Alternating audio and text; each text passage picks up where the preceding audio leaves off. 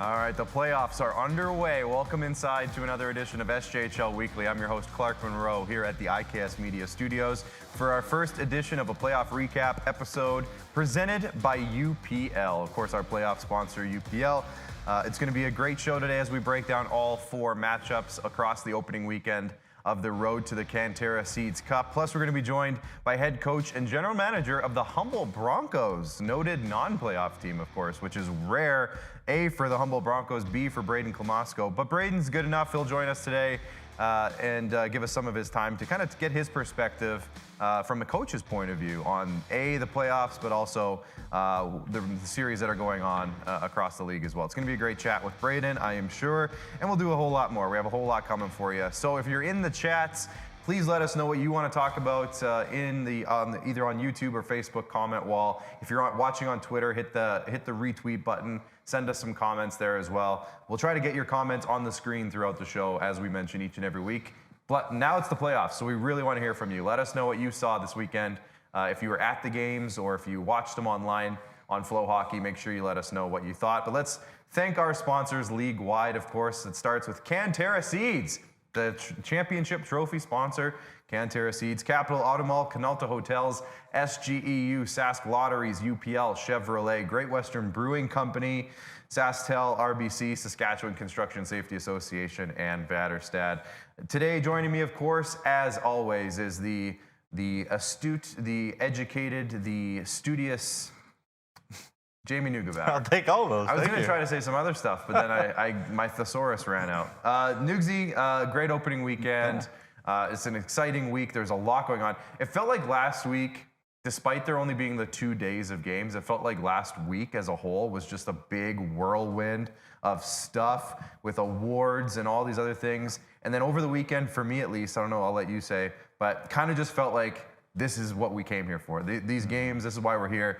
It was an exciting opening weekend of the playoffs. Yeah, it was exciting. I think there's a lot of talking points coming out of it, which again, we would expect that given the parity of this league. Yeah. We expected this to be wild. And the only thing I'll say right now, and we'll move on here, but if your team is down 2-0, don't panic.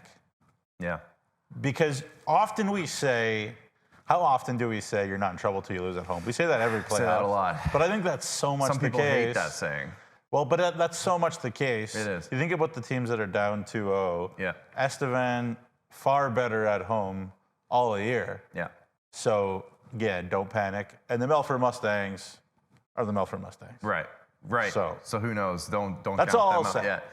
I mean, the goal differentials are razor thin here across the board. It's impossible to find a favorite.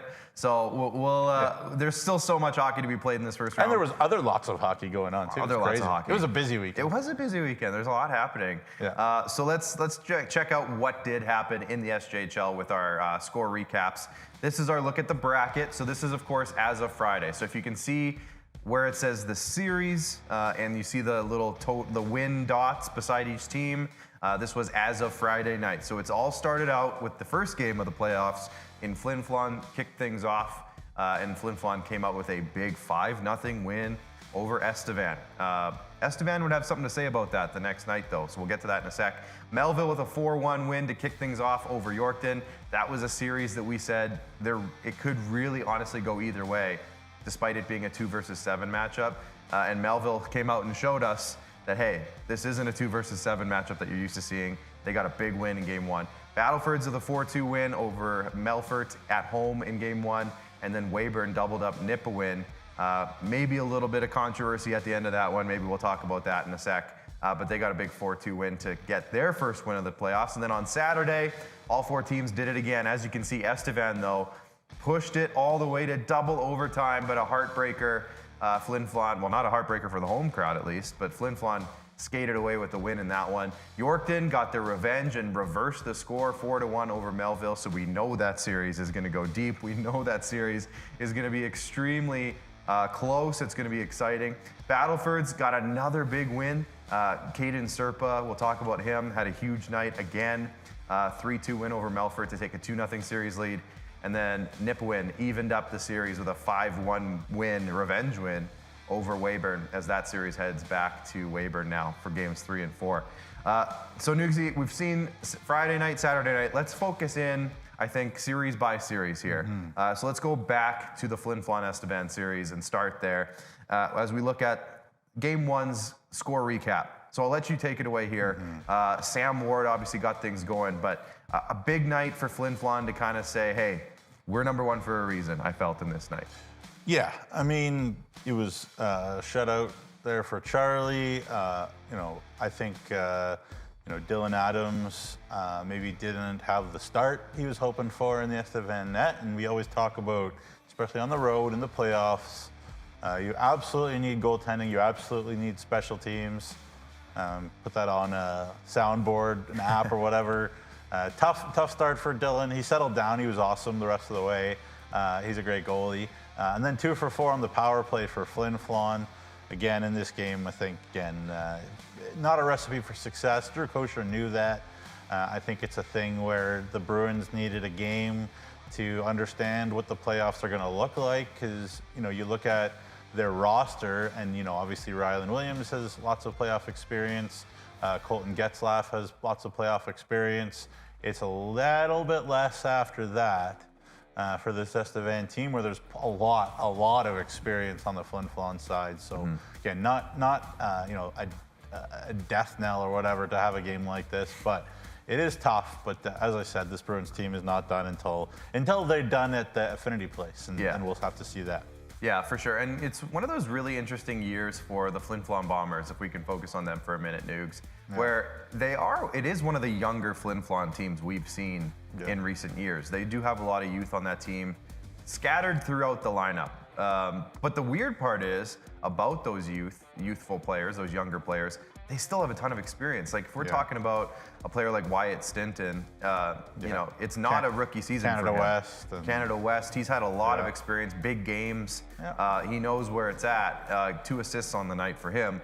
And other guys around the lineup as well. Leo Seitz won the Saskatchewan League. Connor Miller has been Canada West. And then obviously veteran guys, Charlie, he's been around the block a long time. Sam Ward, a lot of Western League experience.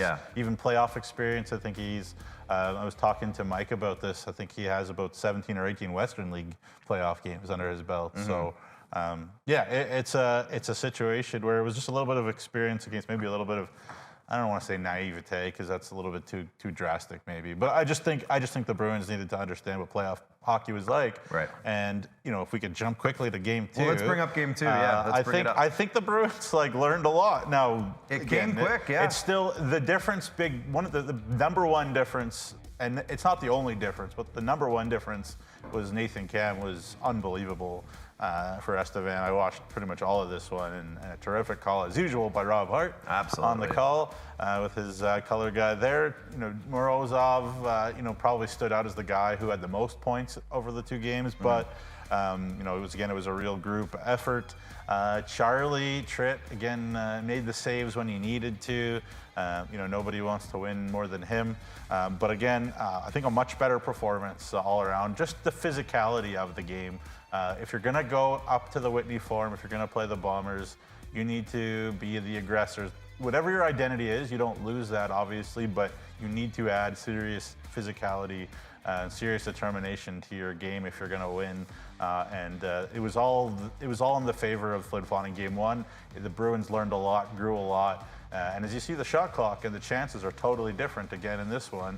And again, the Bruins needed a kind of late a minute left goal to send it to overtime from the former Flin Flon Bomber who was signed by Mike Reagan, by the way.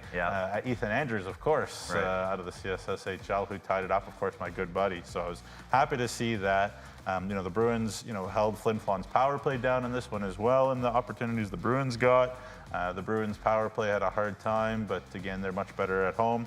And Estevan, again, if you could play like Game 2 the rest of the way, then I think they're going to take a few games here. If it's like game one, then it'll be short. But here's the game-tying goal, one-timer, boom, it hit Reed Arbery. What did Don Cherry always say about Reed Arbery's situation right there? You better not get your stick on it if you're going to not block the shot. Either use your body and block the shot, or don't have your stick out like that, because that's going to be impossible for the goalie to save it. And that's what happened for poor Reed Arbery, who does pretty much everything right, so I don't want to hammer him too long. And lots of chances, lots of posts for Flin Flon, especially in overtime, Clark. But, again, what we've said about the Whitney Forum is by nook or by crook, it seems like the Bombers always win. Well, and right there is a great example of it. I mean, look at those 3 goalies. Oh man, if you're not watching, maybe if you're listening to this on a podcast platform, maybe go and watch our show, or if you want to check out our TikTok channel as well, SJHL Hockey on TikTok. We have the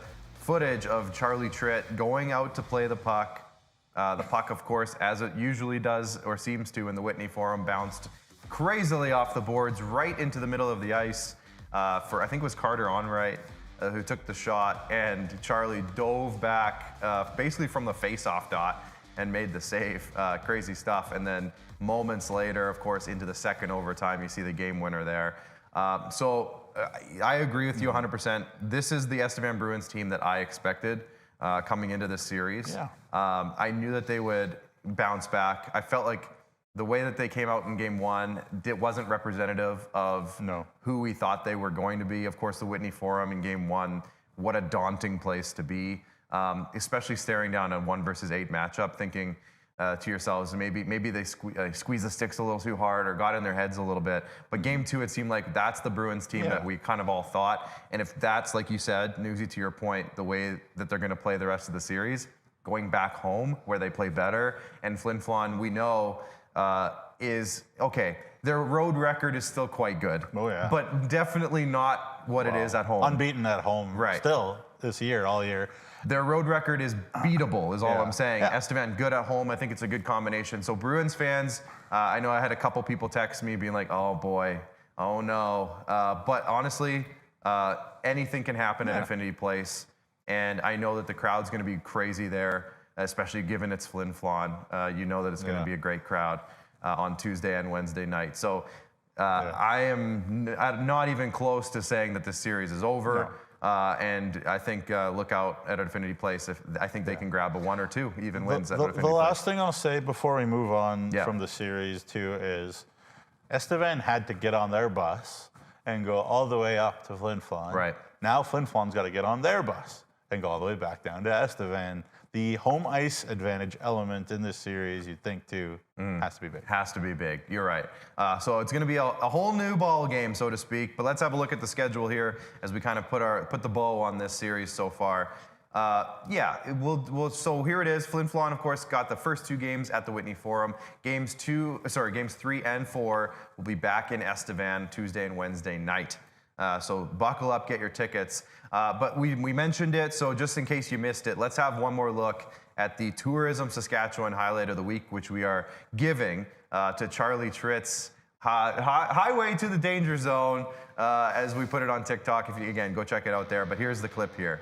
Yeah, I mean, look at the 3 goalies diving there. Gotta love that. Basically from the face-off dot too, Charlie Tritt jumped. I was joking with Mike, though, a bit about that play. And again, you don't want to say to, especially a veteran goalie, like this is what you have to do with playing pucks, because the goalie's got to have their own feel about it. But I was joking with Mike saying, you know that Charlie was only a trade deadline acquisition, because if he was a long-time Flin Flon goalie, he would know not even to go out for that puck. But anyways, it wasn't a boards thing, obviously. And I'm sure Charlie didn't love that situation, but I'm sure he loved the fact that 2 guys were diving face first into the puck too to stop it. Well, and that's the thing, is that even if Charlie wasn't able to get back, there was still somebody behind him in the net. Love that. Who was that? Can you check into who that maybe was? I don't know if you can. In the net? Yeah, in the net. Could you see who it was? Oh, yeah, I didn't look close enough. Was it Nathan Mounier, I feel like? Could have been. But I'm not sure. Check it out if you can. I don't know if you can figure that out. I can look it up. We'll move on now. As Noogsy's doing that, we'll move on to our second series, of course, the Yorkton-Melville series, which, again, got off to a great start in Yorkton, but not for the home crowd. The Melville Millionaires came out strong. And Preston Bearwald got things going after Gavin Bartha started the scoring for Yorkton. So Yorkton opened the scoring. I'm sure the home crowd was very elated. I'm sure that they were all pumped up. But Preston Bearwald started it, and Cale Margolis kept it going. We see Wesley Golden on the score sheet. We see Matthew Edwards on the score sheet. And I think you know, Nugsy, if Wesley Golden and Matthew Edwards are on the score sheet, usually means good things for the Melville Millionaires. So let's have a look at the highlights as Nugsy breaks it down. Yeah. Nugsy, what'd you see in game one? I saw very similar two games, to be fair. I mean, Yorkton put plenty of shots on both games, and Yorkton outshot Melville more in the game one. It was very interesting. Like, it was pretty similar in terms of the way it went in the Nipawin Weyburn series as well as this one. So I find that really interesting. Again, it's kind of going Doug Johnson's way this series, even though Yorkton put a lot of shots on. How dangerous are those shots is the question, and the way Doug Johnson coaches. And obviously you got Matt Spencer-Dahl, who's just spectacular. Again, man. 75 saves on 79 shots for Spencer-Dahl. He's been terrific so far. But yeah, I mean, we thought that if it was a high instant series where there was a lot of scoring chances and it was, I don't know, just a wildly crazy, exciting track meet for the neutral, then it's probably going Yorkton's way. But if it's low scoring both ways, and again, I think it's very similar both games, it's going Doug Johnson's way. The score differential in the series is 1-1.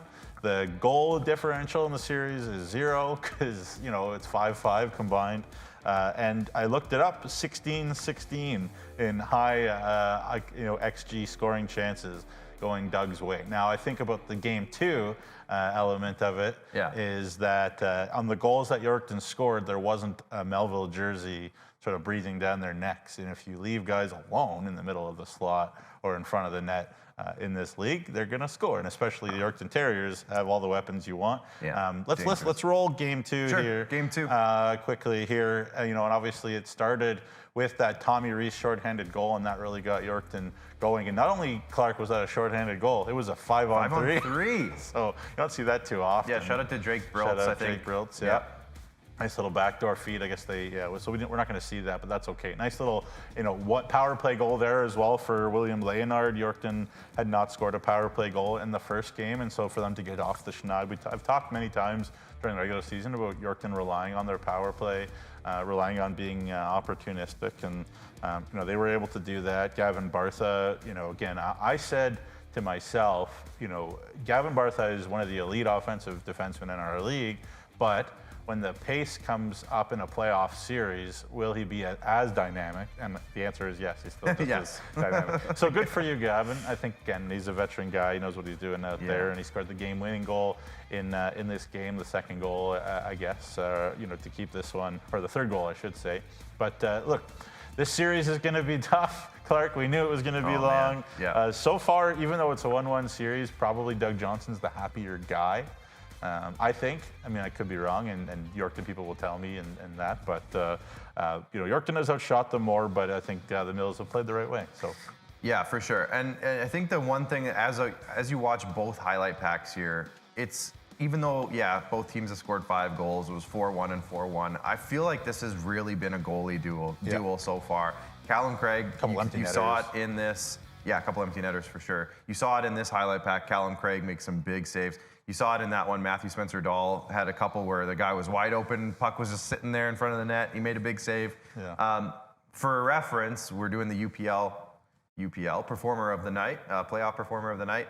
Matthew Spencer-Dahl was in conversation he's good. Both nights. I think he made 40 saves both nights. If you're a U Sports team or something, seriously. sign this kid now. Yeah, get this kid signed up. His stock is just going to keep going as the series goes on. I think he made 40 saves both nights. Callum Craig had a great weekend as well. Even going back, sorry, I know you mentioned it, but just another shout out for Nathan Cam in that double overtime game. 61 saves. 61, yeah. Of course, as we break the walls down a little bit, usually the performer of the night goes to a winning team.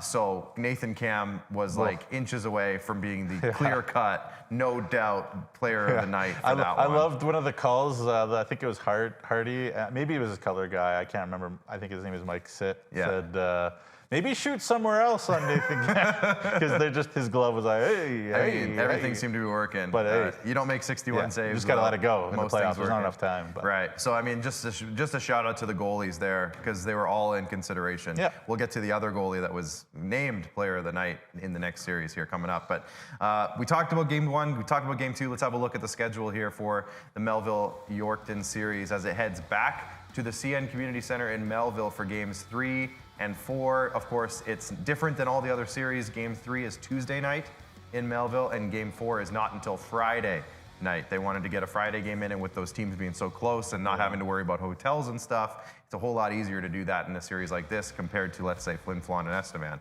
for example. But as you can see, it's going to be a great night. The two crowds were fantastic in Yorkton. The 2 crowds are going to be fantastic in Melville. We already know that.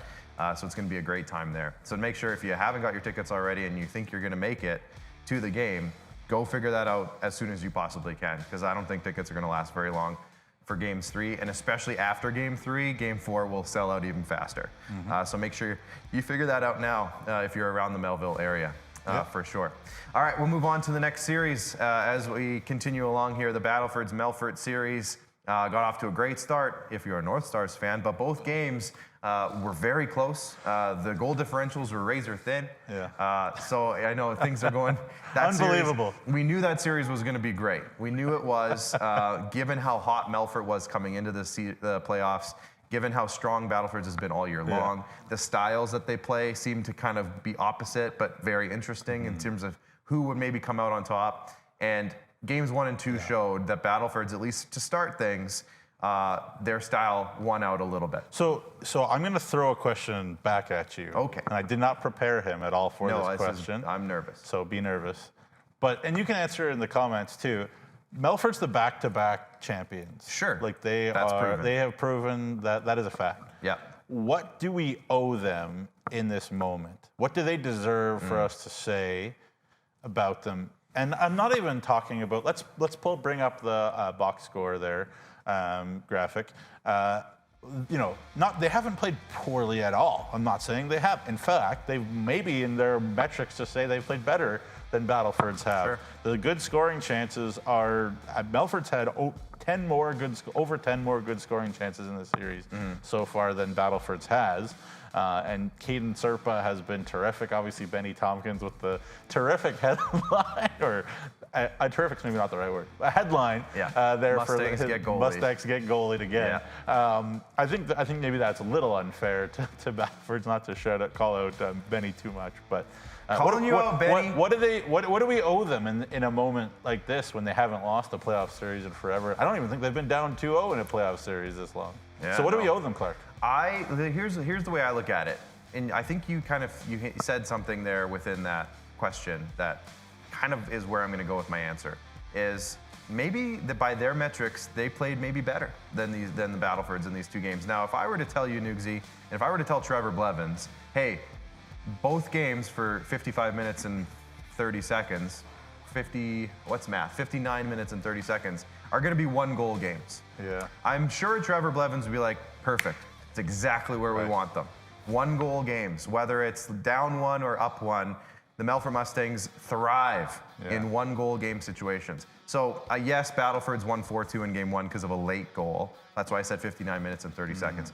But this series, to me, yes, Melfort's down 2, but I think it's exactly how they want it to be going, outside of the fact that I'm sure they wish they would have won at least 1 in Battlefords. But tight games, not a shootout, because I think as soon as Battlefords gets that, they break the dam, the series might be over. Yeah. If Melfort can continue to keep games tight and close and play the games that they want to play, they still have a chance. I'm not going to count them out until it's over. Until the bell rings, until Battlefords has that 4th win locked up, this series is not over because of the way that I'm sure Melfort wants the series to be going this way at least. Yeah, well, they're going back to the Northern Lights Palace. Yeah. They've won championship after championship there. If I look at this Battlefords, especially the forward core, the one thing that unifies them to me is these guys, maybe better than any other team in this league, do not need many scoring chances to score. You think about Campbell, you think about Nardelli, you think about Knidig, you think about Klippenstein. Shout out to Campbell and Nardelli, by the way. Is that Well, I part of will. News That's and news and notes. Well, hold on. Save I'm it. gonna save it. it. If you think about all what, like Williamson, Hine, like the list goes on, Nelson, these guys are so efficient in their finishing. Right. And 13%, if you want the numbers, 13% of their shots on goal went in the back of the net in these two games. Now, I'm not saying Malacca and Kabelka were bad. They were just great chances. And the same thing that I said about the Melville-Yorkton series is that the chances that Battleford's had at times, there wasn't a Melfort jersey breathing down their neck, which again, Trevor Blevins, one thing he always talks about is, are we defending home plate hard and mean and angry? And they weren't enough in these games. And so there's that. Nobody in this league is doing well on the power play just yet, for whatever reason. Everybody's struggling on the power play right now. It's tough, man. Here's the thing. All 8 teams have good penalty kills. Well, more or less, that's the truth. That's the reality. So that's the reality. But you know, Battleford's only had 7 power plays. Yeah. And Melfort had 12. Again, that is indicative again of where the puck is more than anything. Right. That is, Melfort was taking it to them a good amount. But the last thing we got to talk about, of course, is Caden Serpa. Yeah. However good we thought he was, and we thought he was good, he's probably better. He showed up. And of course, the UPL playoff performer of the night for Game 2. On Saturday, we gave it to Caden Serpa after a 41 save win. Here's Game 2's box score. And the one thing that I'll mention, Nugsy, and I think if you ask Connor Logan, I'm sure this would be his answer, is we went into this series saying about Battleford's, we don't know who their big stars are going to be because it's usually somebody different all the time. They have such a widespread array of contributors, and I think making me look really smart and making you look really smart, they have 7 different goal scorers through 2 games on 7 goals. How perfect is that to sum up who the Battleford's North Stars are? Campbell, Knidig, Hines, Nardelli, Klippenstein, Nelson, Zacharias are the goal scorers. All 7 different goal scorers. Good job. And on top of that, guys like Lincoln Fisher, Gavin Granger from the blue line, they each have 3 assists. Owen Dick chipped in with a point. He's the guy who leads the league in blocked shots. We'll talk about that in a minute. Throughout the regular season, at least. And we're looking at a team right now, again, so spread out. Anybody can chip in at any moment in a game, and that's just how they've been playing all year long. Guys like Caleb Dewar, who had a really great regular season, or I guess Caleb Dewar, sorry, I was thinking of Kobe Sawyer. He's also in this list. Carter Geisen, Adam Konowalchuk, Drew Williamson, don't have a point yet, but they had great regular seasons. So and it's only been 2 games, so it's not like they don't have a point yet. That's not what I meant. But they don't have a point yet. They're still winning games. And those guys are all contributors. So very spread out, that's what I'm saying. And I think that's a big strength of Battleford's. We'll see how that pays off when they hit the road. Yeah, I mean, again, you nailed it all. A .953 save percentage for your goalie. You won 2 games despite being outshot 85-54 combined. Yeah. So Caden Serpa. Yeah, and being outshot, what was that, 30 shots? Is that what that was combined over 2 games-ish? Bad at math. You said 80-something to 50 85-54. Yeah, so 31. And that's against a Melfort team that all year long, I'd love to, I don't know the shot totals amounts. Maybe if you want to look that up. But I know that Melfort was one of the lowest goal scoring Or you could look team. it up. I could, but you're good at it. you know where to go look for that. Sorry, I didn't mean to add to your plate. It's okay. It's all good. Your plate's full. Keep what going. I'm saying is, Melfort, that kind of goes to show how well they played over those 2 games. Is that this is a team that didn't have a lot of goals throughout the regular season, weren't a team that put up 100 shots a night type of team. Hey, Battlefords. We're talking about you. But Melfort, to show how good they played, to outshoot a team by 30 shots in 2 games, 30-plus shots in 2 games, goes to show that this isn't the Melfort we saw earlier in the year. This is a new Melfort team. This is that same Melfort team that went on that big winning streak at the end of the year. So, again, this series, don't even think it's 2-0. I would throw that out the window. That means nothing to me right now. Yes, except Game 3, it means everything. Yeah, it's and just like in the Flin Flon series, it means everything. But we've talked about it too. Estevan is not your run-of-the-mill 8 seed. They are too good for that. Yeah. And Melfort is also certainly not your run-of-the-mill 6 seed. No, so it's going to be great. Yeah. And Melville's not your run-of-the-mill 7 seed either, because they got That's a league got a winning game 1. Welcome to the SJ. Welcome to our league this year. It's been wild. Let's have a look at the schedule for the Battleford's Melfort series. As you can see, Battleford's got their 2 wins at home. The series flips back to Melfort at the Northern Lights Palace Tuesday and Wednesday night. Both games 7:30 puck drops. So it's going to be a great time there. Make sure, again, you get your tickets if you're in Melfort or nearby. The Nipawin-Weyburn series, another great one, obviously came out of this series. The series kickoff in Nipawin with a 1-1 series tie. But it was Weyburn getting things going in game 1. And as you can see, you see Will Munroe's name a lot in this scoreboard, in this box score. He was our UPL playoff performer of the night with a 4-point night, factored on all 4 goals for Weyburn. And this one ended, I'll say, a little bit controversially, depending on which perspective you're looking at it from.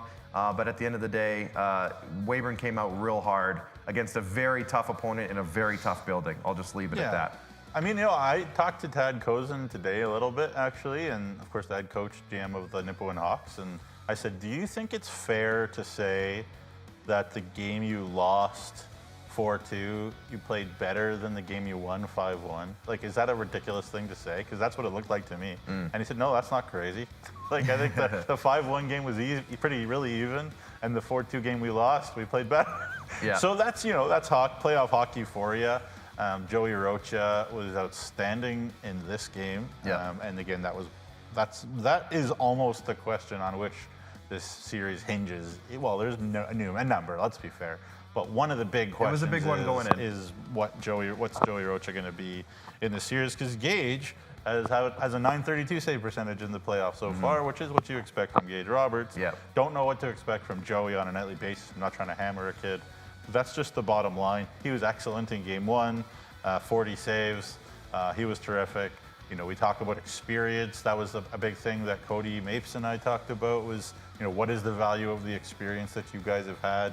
Well, if they lose the series, it's no value at all because both of these teams expect to go on long runs, but only one of them can come out of the series, which is kind of a tough thing, I'm sure, for their fan bases. But again, Will Munroe with the experience of winning a championship, going to the Centennial Cup, played big in this series, in this game. And again, razor thin. Again, we talked about how it was. The goal differentials are razor thin. It was 5-5 in the Melville-Yorkton 2 games. It's 5-5 in this one too. And that's exactly it. And I think you mentioned it.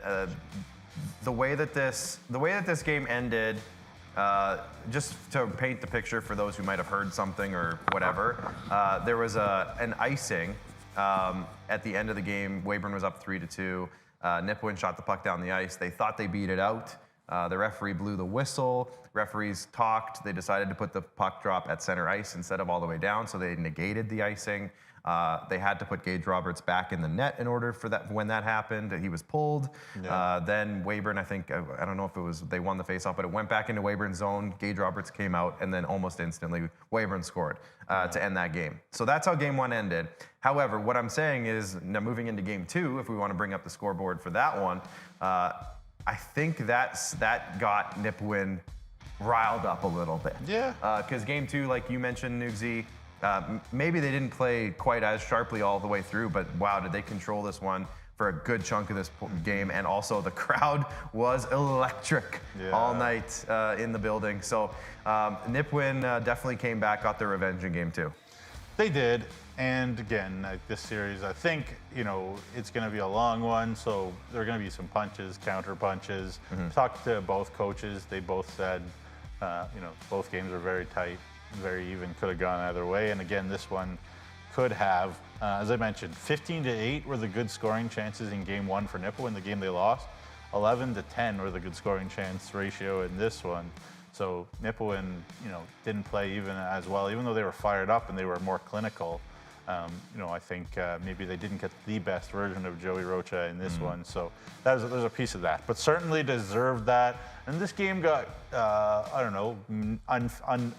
very nice, as you mentioned. Lots of misconducts. There were some majors. There was some, the stuff that you see in playoffs where emotions are getting high. I think I saw a comment online somewhere that was like, game 2 got a little spicy. Got a little spicy, that's right. Spicy. And obviously the empty netters make the scoreboard look worse than whatever. But for sure. So again, both games really could have gone either way.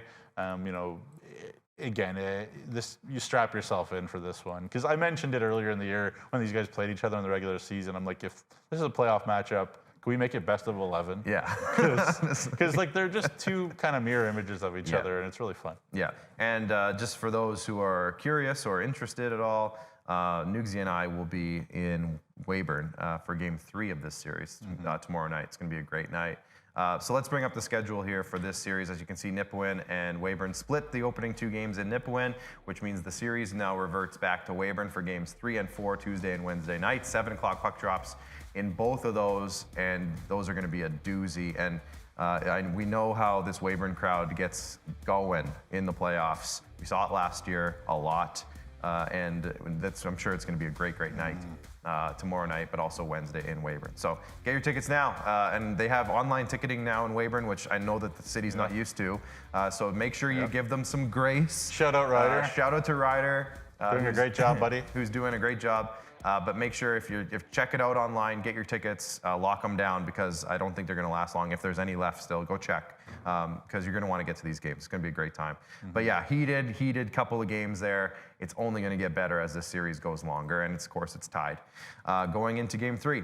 Let's have a look at the scoring leaders quickly here across the league after 2 games. As you can see, Jack Jansen had a big night in Game 2. Will Munroe had a big night in Game 1. Daniel Morozov has been good all series long so far in both games for Flin Flon, registering points in both games. Preston Bearwald came out hot for Melville, scored a couple of big goals for them.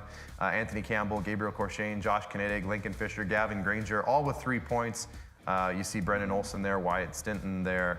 A lot of guys with 3 points right now. This will obviously get more interesting as there's more games played. The one guy I want to pull out from this list, and obviously I could talk about all of them and very well, but Jack Jansen and Preston Bearwald are both great examples of Saskatchewan boys, first of all, so proud of that. SJHL draft picks. SJHL draft picks. And also, both of them are such good situational players. Not the oldest guys, not the biggest guys, but their coaches trust them so much. Obviously, Bearwald, a big winner in U18 AAA as well. But, winning face-offs, penalty killing, whatever it takes to win, that's Jack Jansen, that's Preston Bearwald. And to see them chipping in offensively, again, they got the skills, so it's not a surprise that way. But it's also good to see, to shout out guys that do the right thing in the D zone and that kind of a thing. Absolutely. And Preston Bearwald, we've said this before, but former first overall pick in the SJHL draft. For a good reason. Yeah, absolutely. Yeah, he's coming on strong. Melville, when he was hurt, is not the same team as when Melville was healthy. It showed. Yeah. Let's have a look at the playoff warriors now. Usually we split these up a little bit, but we're going to do face-offs, block shots, and hits. All in the same graphic, Nugsy. Take it over. Yeah, I love putting it together. Obviously we love talking about points and goals and saves, which is obviously very important, and the flashiest stats. And again, those are important. I'm not saying they're not, but these are also incredibly important in the playoffs. Who's going to win? These guys. This is what you do. This is, by the way, Mrs. Minimum 40 faceoffs taken. Right. Small sample size, but Braden Jochum's 72%. That's insane. Very interesting list there. A couple Flin Flon boys. Connor Miller was not too thrilled when I put out the face-off totals. He wasn't angry, but it was just, he's like, I missed the cut. Like, what do you mean? What happened? I was like, well, you took like 683 face-offs or something, and I cut it off at 700. And he's like, So anyways, he's a competitive dude. I love it. Leo should have taken 17 more face-offs. Yeah. Well, he was really a winger in Humboldt, pretty much to start with, and then he really transitioned into both. But there you go. He's still a great face-off man. Bruce, he was at the top of the blocked shots in the regular season as well.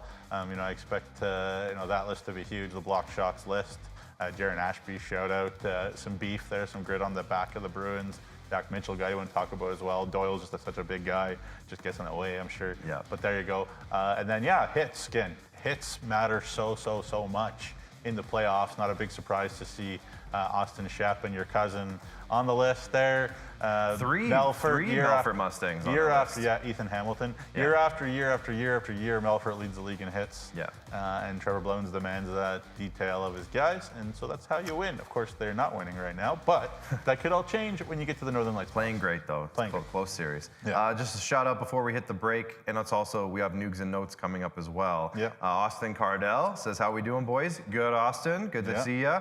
Battleford's, we showed them on the screen already. Battleford's is checked in. Terry Farden you asked earlier the question, what do we owe Melfort? Terry says, respect for the system the coach has in Melfort is what is owed. So there was a good answer there. Chris MacArthur checking in. I'm pretty sure Chris is from Flin Flon as well. Great highlight to pick. That was a heart stopper. I'm pretty sure he meant the Charlie Tritt save in double overtime there. Sheena Onright also says, Ani was robbed. That was a heck of a save. That was on Carter Can we Onright's. please take Sheena's example for everybody? If something happens to your kid like that, be like, what a play. Like, let's cheer for, let's celebrate everybody. I'm sure she was like, I wish that was in the back of the net. Obviously, I'm not saying she shouldn't. But also to be like, tip of the cap, that was unreal. That was unreal. It was unreal. And you asked me who the other guys were. It was Morozov was in front, and Sam Ward was the goalie in the crease. But all three of those guys put your face in, and those aren't the heaviest guys you think of, Ward and Morozov. But again, that's Mike Reagan has those guys on military. Guerrilla training or something up in Flin Flon right now. Basically. So we want to hear from you. Send in your comments, please. We want to hear from you. Even just say hi. It doesn't have to be a complicated comment. Throw it in there. We want to hear from you. Hit the like button, hit the share button before we head to break. But it's time now, before we head to break, for Noobs and Notes. Yeah, I'll try to keep this. Oh, thank you. That's a nice comment. I think is that Rylan Oatman's? Yeah, perhaps.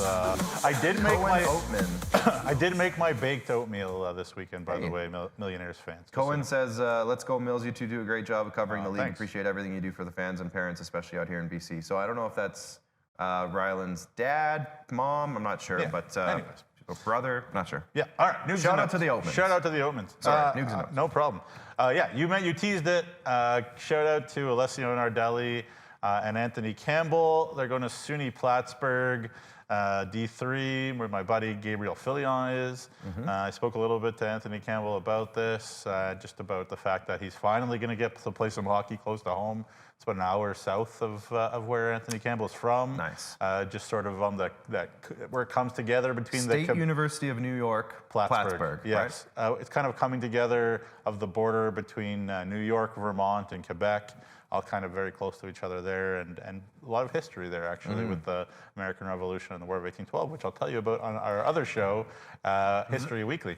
The War of 1812 corner. Right, yeah. But, those guys obviously were teammates and good friends from Mount Academy in PEI as well back in U18 days. So there you go. They've been great for Battleford. It's really great. Lots of things going on around. Can't cover everything, unfortunately, but the Regina Pack Canadians won Game 1 of the U18 final against Moose Jaw a couple days ago. Malin Wiley, pardon me. You did it again. The Yorkton Auto Protect, Yorkton Terriers Auto Protect, the 2010 scored the winner in overtime. Malachi Martin, who already signed for Kindersley, scored for Regina as well. Ryder Gilroy scored a goal, a Warman Wolverines prospect, as well as Stephen Warwick was in net for Moose Jaw, who's played for Notre Dame and for Warman, actually, who looks like Ted Mosby from Notre Dame Legend. Yeah, looks like Ted Mosby from How I Met Your Mother. I think so. A little bit. Look that up. So there you go. So congratulations to the Patsies getting Game 1. And the Regina Capitals are going to take on the Saskatoon Wesleys in the Prairie Junior Hockey League, the Junior B Saskatchewan Championship. Lots of SJHL content in that, including my good buddy and yours, Lucas Bourne, the son of Graham Bourne, who's on our show. Right. He plays for the Regina Capitals. Lots of SJHL names you'll know on that one. And the last one, obviously lots to talk about. Again, can't cover everything, unfortunately, but the University of New Brunswick did win the bronze medal at the University Cup with Leighton Carruthers, the Flin Flon alum, beating Logan Linklater and the Windsor Lancers in the third place game. UQTR beat St. Mary's in the championship, but a bit of a tough University Cup for SJHL alumni. Unfortunately, you think about the Mount Royal boys. You think about the U of S boys, of course. Tough. Just I don't know if anybody watched that quarterfinal between St. Mary's and the U of S. Heartbreaking stuff for Chance Petruic and the boys there. But there you go. Great year for them. Another Canada West Championship, and we're super proud of all of you. So there you go. You know who else I'm super proud of, Newsy? Who's that? Braden Klimoff. Yeah, and he's the best. I don't know if I know why I'm proud of him, but I am. Oh, he's the best. And he's in. He's our video chat guest coming in after the break. We're going to talk playoff perspective with Braden. I want systems, X's and O's. I hope he pulls out his whiteboard. He might. It might be on the wall behind him. I don't know where he's sitting right now. But Braden Klamosko with the Humboldt Broncos is going to join us after the break. Stick around. The Price Beat Guarantee is back at Capital GMC in Regina. We will beat any price on any new vehicle from any competitor, or you get $500 cash guaranteed. The Price Beat Guarantee at Capital GMC in Regina. At Vatterstad, we're partnering with North American farmers to create the perfect emergence. We're doing this with new and innovative tillage, planting, and seeding solutions, optimized for the field conditions that you face, and with industry-leading capacities to help you get the job done in short windows of time, so you can maximize yields. Vatterstad, we look forward to growing together.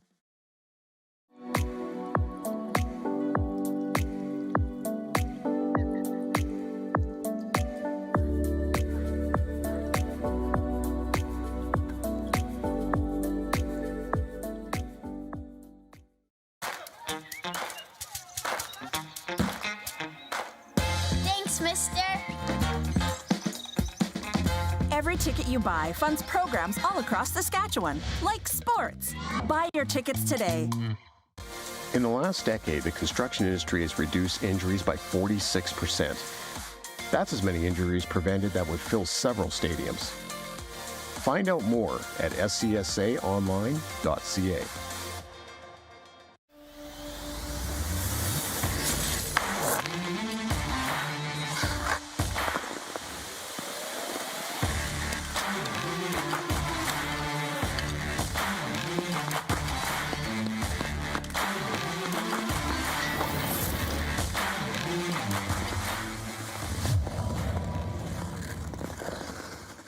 Feeling like your dreams are out of reach? RBC has programs and resources to help you open the door. With RBCX Music, RBC Training Ground, and RBC Scholarships, your idea of your highest potential happens here.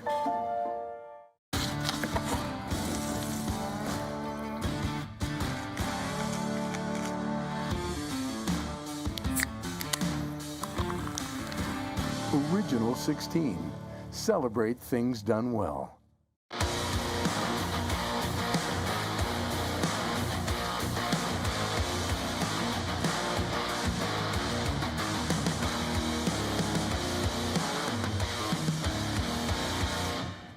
All right, back inside the IKS Media Studios, Clark with Nugsy, and we're going to go out on the video chat now as we're joined by Braden Klamosko of the Humboldt Broncos. He is in his office. What a guy you are. Braden, thanks for joining us. Really appreciate it. This must be like weird for you. Me and Nugsy were joking around that your wife might be getting sick of you at this point. She's always sick of me. So yeah, this is definitely weird for us for sure. But it's totally different, and hopefully this isn't a situation where you want to be in very often. Right, not a start of a trend, so to speak. But Braden, we appreciate you joining us because I know you've chatted with Nugsy in the past when it comes to playoff stuff, and it's great to hear perspective from somebody who's done it, who's been there, who's gone all the way. So I guess let's start with this. You're a coach. Let's talk about a normal year for you. You're heading into the playoffs. You figure out who your opponent's going to be. What are the next steps behind the scenes as a coach in terms of getting your team ready for your opponent in round one? What are you clicking on Instat? Or that. Yeah, you know what? You're once you kind of know your opponent, you're probably, your next few days, right from your last game of the season, or whenever you know your opponent, you're probably really focusing in on how to beat them in all regards. So you're probably, picking apart everything you can, from goals against to goals for, special teams, breakouts, all those type of things, neutral zone, offensive zone, D zone, anything and everything you're watching. And the funny part, I always joke with our assistants that you put in all that work for that first game, and then you probably almost throw half of it out for the next one because now there's adjustments to be made. So you really try and you do all that preparation for that first game, and then you're adjusting on the fly, every other game after. So it's it's the most fun time of year where you're really focusing on one opponent, and you're not necessarily worrying about yourself as much. but you're really worrying about who you're playing against. So it's always the most fun time of year, just for those reasons alone. For sure. No, obviously we don't have time. I don't want to take up all your time to go through every team that's in the playoffs. I'd love that. We could do that over beers or something other time if you want. But I do want to ask you, what is it about Mike Reagan's team and going up to the Whitney Forum? You've faced him so many times. You know him so well. But for whatever reason, year after year, they are so tough to beat at the Whitney Forum. Obviously, you guys had a wild series with them last year that was so heavy and so physical and nasty, and some guy named Daza was pretty good, and the list goes on. But what is it about the way that he gets his team to play that makes them so good every single year? It's actually funny news. I think every year that I've been in the playoffs, I've faced him. So every year we seem to match up in some regard, and most of the fact that his teams are usually really good. And the one thing about that whole obviously the mystique of what Flin Flon brings in the Whitney Forum and everything, it starts from just getting up there, and the travel up there is never easy. Usually this time of year the road starts heaving, you're bouncing all over the place, there's potholes that your bus is dodging all the way going up there, and going into your first game there, which is deafening, it's loud, fans are all over you. It's really overwhelming, and you obviously probably saw that first game versus Estevan, where they probably weren't. You're ready for it, but you're not ready for it. Once you get in there, it's a totally different dynamic than what you ever, whatever you think. For instance, last year we tried practicing, in Humboldt before going up there with blaring fan noise for the whole week, and we thought, okay, now we've got this figured out, we're going to be ready, we're going to be used to this fan noise, and you get there, it's just totally different. So it's a different spot, it's an experience, it's an experience thing, it's something that you're not used to, and once you get up there and feel it for yourself, you understand it, and you go from there, obviously. And obviously Estevan did a really good job adjusting in the second game, and they felt more like themselves, and they played a lot better game. So obviously there's that part of it.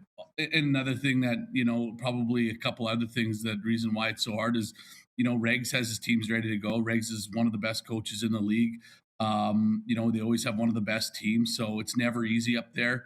And people don't understand how small the rink is, and you don't notice it, or you don't feel it until you're on the ice yourself.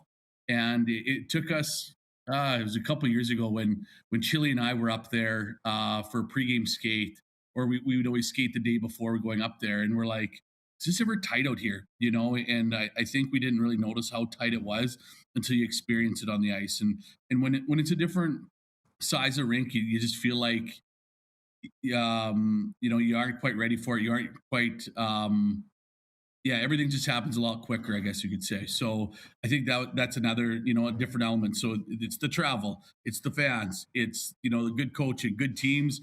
And then to top it all off, the rink is small. So, everything. Name it, and there's so many adjustments you got to make, in that regard. And it's wild. It's a tough place to win. It's a tough place to play. And, I feel like anytime you win there, you feel like you really accomplished something. So, it's always a hard one. Flipping gears, we'll look at the 3 versus 6 matchup. We'll get to the other ones maybe quickly as well. But obviously, the Battleford's North Stars, a team you're very familiar with yourself personally, just being there for so long, having the success that you had there. And you saw them a lot this year. So let's focus on this year's team, led by Connor Logan, Owen Lamb. But can you tell us about being a rookie coach like Connor Logan, young guy coming in, and what he was able to accomplish this year, getting A, the Coach of the Year award, but B, just the success that we saw Battlefords have this year. You saw them, 8 times this year? So you're pretty familiar with the team on the ice. What was it about his team that stood out for you? Yeah, I think just kind of like how you guys mentioned it on air, there's so many different weapons that they have on that team. You can't just focus it on one line. I think sometimes when, being as a rookie coach, sometimes you're so naive to everything. It's almost the best case scenario. You aren't worried about different things. You just you just coach. You worry about your own thing. You worry about your own system. You worry about everything else that you just can control. You just can control what you can control, and you might have some success doing it. Connor's done a great job. The team is, has really, even stepped it up, another notch here in the playoffs. I've watched them a little bit here too, and just following in along, and it just seems like they're playing some really good hockey right now. I think he's familiar with the organization. He's won there as a player and understands what it takes, and you could tell they're feeding off it. Yeah, such an impressive group of kids they have there in Battlefords. And you kind of mentioned it. It's kind of interesting. Like, you just coach, but he's all these guys too from BC Junior B and from here and there that are just like, I don't care who you are. Like, we're just going to play our game and go and win too. So I kind of like that element to them too. Serpa and the list goes on. Yeah. But I got to ask you about their opponents. Like, you would have to be insane to write off a team coached by Trevor Blevins, right? Yeah, I'm never writing off Levy. Like, no. I was, at the deadline, we were in very similar spots, and I was laughing. I was almost thinking, like, for him to even consider, still going for it and really trying to push for the playoffs. I thought there was, really no hope for him, and sure as heck, he takes away 6th spot from everybody, and he's probably the most dynamic team, in the second half here. And Blevy always does such a good job. His teams are always so hardworking. It's one of those teams where I don't care what the lead is or what the series is at. I don't think you ever feel like you fully got the series won till you win all 4. So I'm sure Battleford's thinking the same thing. Melford's been a team that's, hasn't stopped throughout the whole year. And I don't think they're going to, moving forward here, going back to Melford. So it should be really exciting, seeing the next 2 games there in Melford. Yeah. I mean, I got to ask you, like, so watching Blevins run practice at the Western All-Star Challenge, the thing that stuck out to me was how specific and detailed he is in what he wants his guys to do in such specific situations, how he can communicate that. Is that something even, I know, you and him are relatively similar experience around in the league, and maybe him a little bit more, but is that something that, that you've thought about too? Like, I'm going to try to take this from this coach in the league and this coach from this league and try to even like adjust it to yourself, even though you've been around and won a lot yourself? I think you're always trying to, take the best of the best. You know what I mean? So I don't know if it's just because we look alike that you feel like you want to be more like him than others, but it's... No, I don't want to be more like him. Yeah,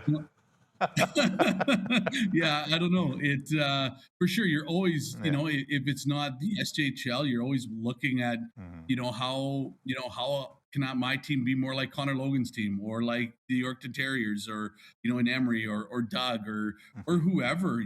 I think you're always that's part of coaching, and I think if you're not, always changing and always adapting, you're going to get left behind in this game really quick. And you even see in the NHL, the guys that have had, the most success are the guys that have been able to adapt, the most. And so different here in our league. I think right now we're pretty fortunate to have the coaches we have. And there's so many good ones, from young guys to old guys. And I think I've even joked on this show saying, there's so many young ones now, like Mapes and I are kind of in the middle. We're not quite the old guys, but we're not the young guys either. It's like we need our own separate group chat for just the neutral guys, kind of in the middle here. So it's changed quite a bit, and it's a lot of fun, in the league's in a great spot with all these great coaches. Braden, I see the pictures over your shoulder there of you hoisting the cup as a player back in, let's not say how long ago it was. We're just talking about the age thing. Let's not worry about that part. 2008, but not that bad. As a question, actually, when we were talking to Connor Logan, what was it, like a month ago for the Friday Night Spotlight, just about him and Owen Lamb. Obviously, they were on a championship team together as players. What experience can you pull I'm talking about yourself here personally, just your deep playoff runs and all those things you've been on as a coach, but what experience can you pull from, I've done it as a player too, and what can that mean for the players that are around you as a coach?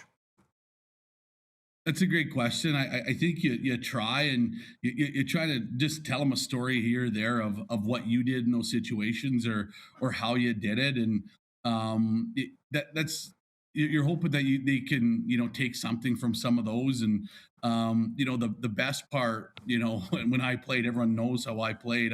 It's not like I was scoring a ton of goals for us, so it was I had to get dirty, I had to work hard, I had to do it a natural way of just effort and enthusiasm and all that type of stuff. So sometimes that helps where it's not like I was the an overtime hero very often or anything like that. It was just strictly hard work. So I try and you try and give your guys any kind of added experience as possible. You feel like you've been through a lot, as a player and as a coach now, that hopefully they just grasp at something that, or there's a similar situation that you're dealing with as a coach now that hopefully, you've experienced as a player, as a coach, that, the guys can kind of feed off.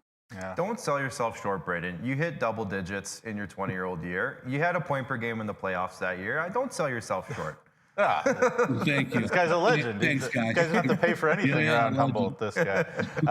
Again, thank you so much for your time. Could ask you a million questions, but I want to, for my last one here, I do want to shift gears a little bit away from the SJ, Braden.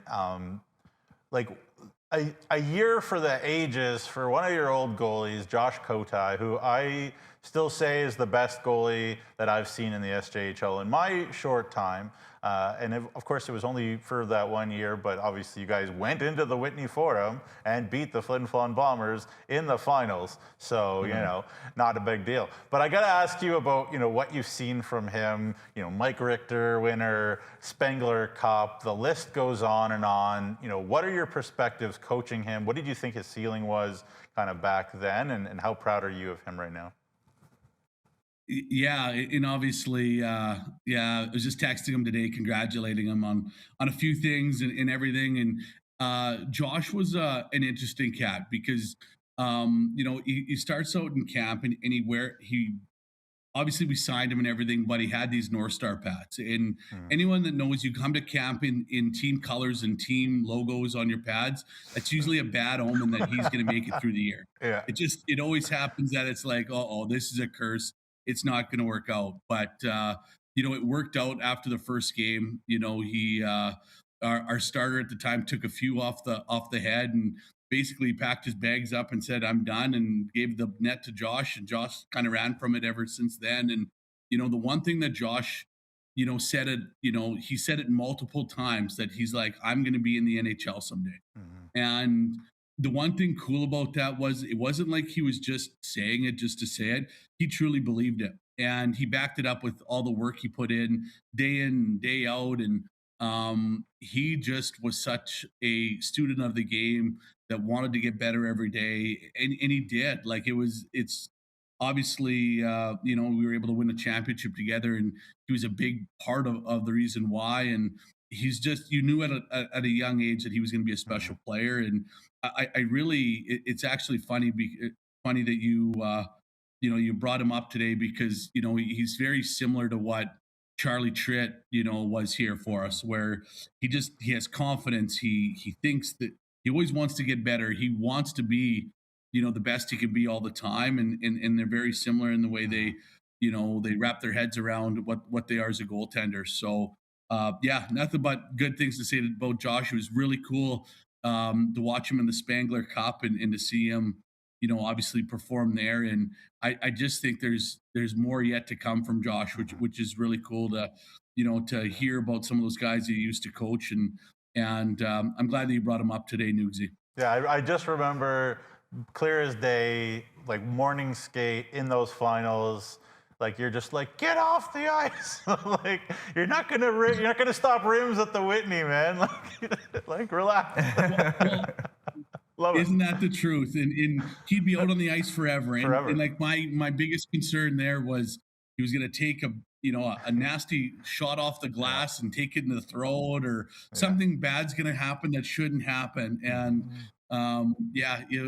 he was a special human, and one that you'll always remember. That's for sure. Yeah, it's so funny. Like I even think back to that year, like earlier on in that season. Like, is Josh Kotai good because the team in front of him is so good, or is it the other way around? And it's like now it's like, both oh my gosh, column A and column B were very much fulfilled. Yeah, they were both. they're allowed to both be really, really good. Yeah. I could ask you about both the other series, Braden, but I think I'll end it with, we talked earlier in the show about Jack Jansen and Preston Bearwald. You have a Brady Holt vote and a bunch of other guys, Saskatchewan kids. We've looked at the growth of Saskatchewan numbers in the last couple of seasons. The league's getting maybe a smidge younger for whatever reason. But what is your perspective on that? Because you made some moves at the deadline. You brought in a few younger players, but you also have a good chunk of Saskatchewan talent on that roster. Why is that important to you, and do you see that continuing to be a trend as we go forward here? Yeah, I think it's always going to be a trend, and it would be interesting to see. I know I did the numbers back when I was in North Battleford, where most times the team with the most Saskatchewan kids did end up winning the championship in the end. And it's just, I think it's just natural for that, you guys, because of the fact that, you're closer to home, you're playing for, really the community, your friends that you grew up playing with. You have a little bit more pride and passion. Maybe you're not ready to go home as soon as maybe other people from different towns. Saskatchewan kids are just built a little bit different. They are, and they're usually good. Working class type of. They come from working class type of families that. There's kind of more blue collar, you could say, in some regards. But I think it's one of the most important things is having Saskatchewan talent and Saskatchewan players, on your team. And really, if you have that, you're going to have, probably a better chance of having good crowds in your rinks. A team that's probably a little bit closer in the dressing room. So I think it's really important, for the SJHL as well as teams to be as grounded as possible with Saskatchewan kids. So yeah, I think it's always important. If you, it's funny how often you get a call from a university or a college saying, I need a good Sasky boy. What do you have for me? Yeah. And it's it happens quite often. Yeah, absolutely. Obviously, you had your rank there. A quarter of it was Holtvote and Paulson fans, so there you go. Right.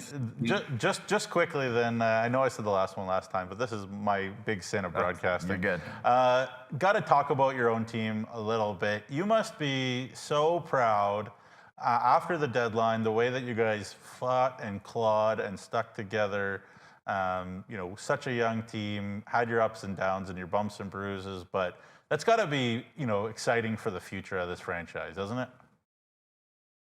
Yeah, I was really proud, and it was obviously, it was probably the hardest day of my coaching career to do that. What I had to do on, Jan 7th or 8th or whenever we end up pulling that, the pin there a little bit, but the guys just came together as a group, and I thought we worked really hard, and we never quit, and we fought till the bitter end. And even as we were going through it, we had Ryland Hugh leave us on the middle of that stretch, and then De Silva goes down with a broken hand, and Holdvolt's going up and down with PA a little bit, and it's like, what else can hit us? With no matter there was something negative happening to us once every 10 days, and I just thought we battled through it as good as we could, and we were in it right to the end. And I tell you, I laughed with Hansen here. We squeezed them pretty hard by the end, that there wasn't much left in them, but they battled hard. They played hard. I told Hansen I've never had so much fun on a ninth place team in my life. So we enjoyed it. We embraced it.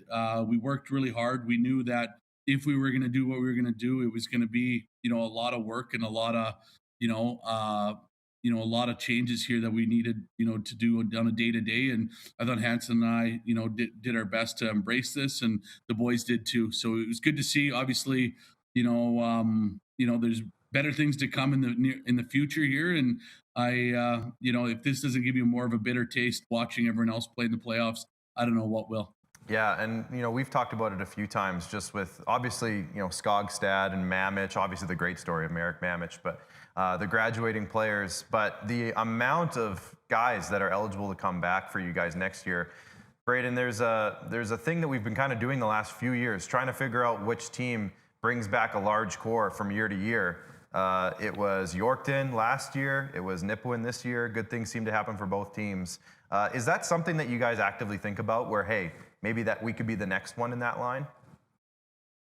Yeah, you hope so. And the only difference now is you never know what your summers look like. You know, you don't know who's coming back necessarily, or obviously you got to keep planning and preparing for hopefully most of them to come. But if not, you're just, I guess I just never want to get too comfortable, because when you get too comfortable, it seems like things, hit the fan or whatever. So you hope the most want to come back. And that was, I thought it was a great way to finish it off. And I hope, guys think that, Humboldt's a great place to play junior hockey, a great place to develop and hopefully, win. I thought our fans did such a good job coming out and supporting us in the second half of the year. And I think that's just, a start of many good things to come here. Perfect. Well, Braden, we'll let you get going. Thanks for joining us today and giving us your thoughts. And we'll chat with you again, I'm sure, pretty soon. Awesome, guys. Thanks so much. There you go, Braden Klamosko. What a guy. You know what I was thinking? He said, this is the most fun I've had on a ninth place team. I'm like, when has this guy ever had a ninth place team? I was kind of thinking a similar thing. Yeah. He's a serial winner. I mean that as a compliment. Never been on I'm not calling him a liar. He's just a serial winner. That's all. He's a serial winner, absolutely. All right, we're going to hit a break. When we come back, just a quick segment to wrap things up and kind of prime you for the week ahead. Stick around until after the break.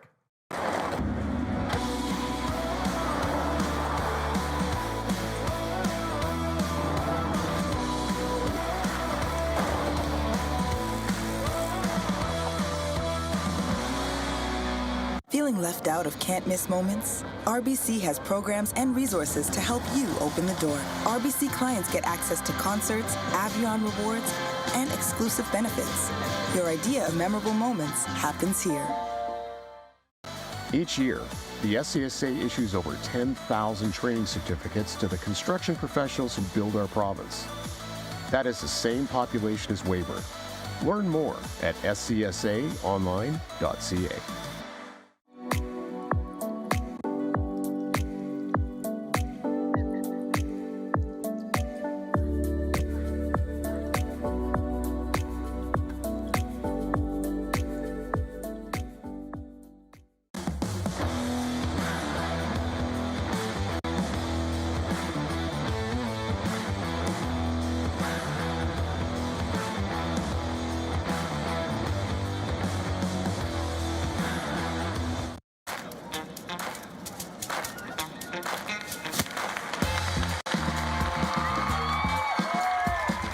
Ticket you buy funds programs all across Saskatchewan, like arts and culture. Buy your tickets today.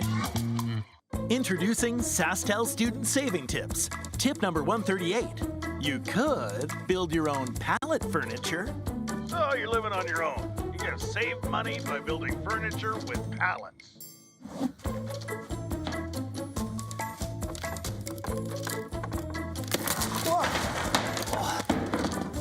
Or get Infinite 150 for only $50 a month with SaskTel student deals.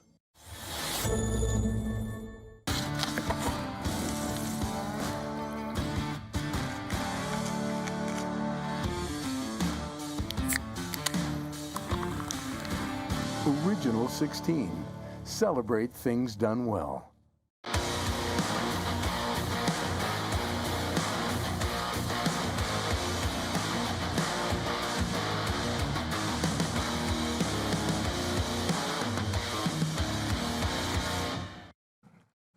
Wow. Okay, quick little segment to wrap things up as we kind of get you ready for the upcoming week.